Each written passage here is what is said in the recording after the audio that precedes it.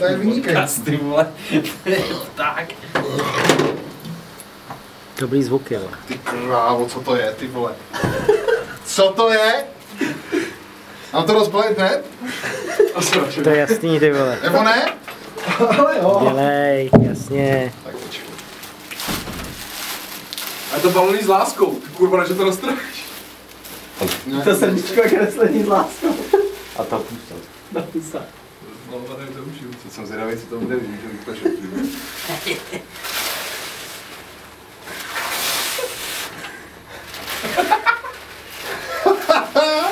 Ty krávo! To máš takhle, abys už nikdy nebyl na masa. Tak to je nejvíc, ty vole.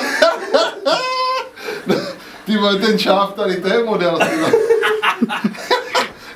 Já jsem Dana vůbec nepoznal první, já jsem říkal, co mi to dají za fotku, ty vole, z Kauflandu, vole, nějaký sráčů, ty vole.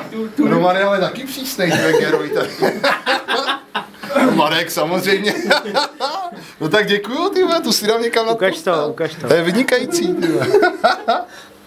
A budeš si u toho hodit čuráka třeba? Ty vole, no tak když vidím tady Dan